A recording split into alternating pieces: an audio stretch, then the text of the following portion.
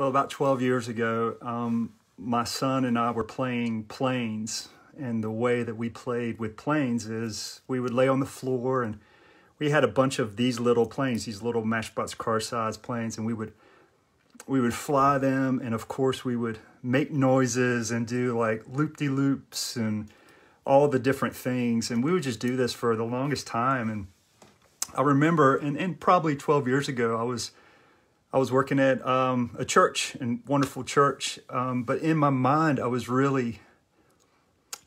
hard for me just to turn things off. So it was hard to transition from work to home. And my goodness, I learned a lot in that season.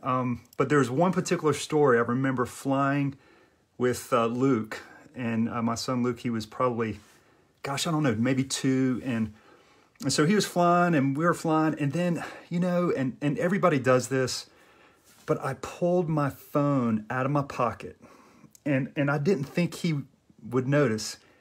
And I saw an email, and I started to kind of scroll down the email, but I was still sort of playing planes. I was sort of faking it.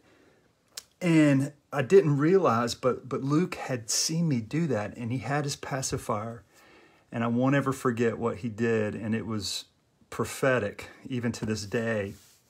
But he pulled out his pacifier and said, "Dad, why do you keep looking at your phone?"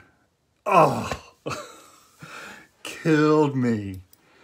And I just had to, I turned it off and I slid it on the floor, put it away, and then went back to flying some planes. But it was really an interesting thing that happened, and I say it's prophetic because I think we all, especially in this COVID season, struggle with presence.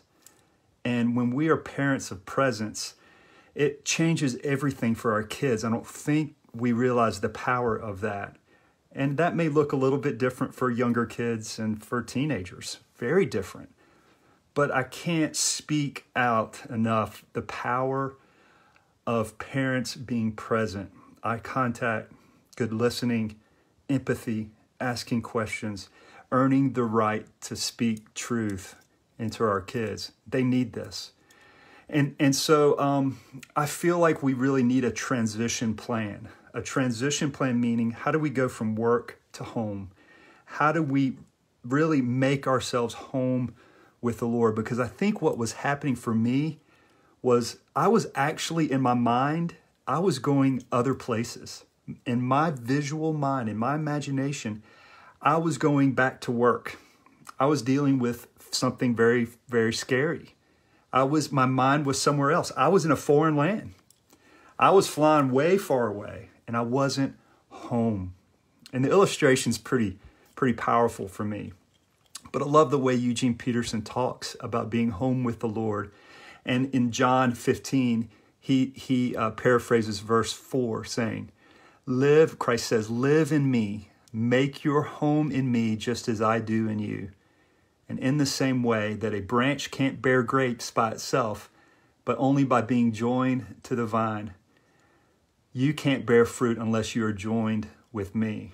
So I think the lesson in that is really pay attention to how my mind went far off and I was preoccupied, I was not present. And then turn and use that ability to imagine and to have your mind's eye looking way far away, and use that ability to focus in on being home with the Lord, to coming back home, and to practice that. And again, to have a transitional plan. Maybe it's 5 minutes in the driveway, some sort of plan to where you can bring your mind back home to the Lord so that you can be present to your kids. And so just 2 quick things, and then I'm done for the day here. Use your mind's eye to be welcomed by God. And when Emily comes back from a long trip, I just, she walks down that runway at Pittai Airport, and we are just so glad. And the word gladness is what describes that. I'm so glad that she's back at home. And I think we can use our mind's eye. We can imagine God being glad for us to return home to Him. Now, He's always with us. But I think in our daily experience, it's a good practice to see ourselves returning to His presence, coming home to Him. So to receive that thought that, he welcomes us back in. I'm so glad you're here. One pastor would say that he would often imagine how the prodigal son would bury his face into the father's shoulder. Just imagine that. Just carry that in his mental framework for the day. I just think that's really powerful.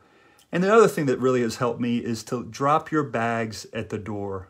Leave your luggage at the door. When I walk in from a long trip, I don't carry my luggage around and say hello. I don't carry it to the kitchen. I just drop the bags. And I think that's a great illustration that the Lord would welcome us and just say, learn to release the things that you need to release. Relinquish those bags so that you can be freed up to be with your family. And so again, the message, John 15, Jesus says, I have loved you the way my Father has loved me. Make yourselves at home in my love. If you keep my commands, you'll remain intimately at home in my love. So I just love that. I hope that encourages you. It's so important to be present to our kids at home, no matter the ages. And again, practicing coming home to the Lord will help us be at rest in our soul, help us to be present, and help us to fly these planes with our kids. So may it be so for you.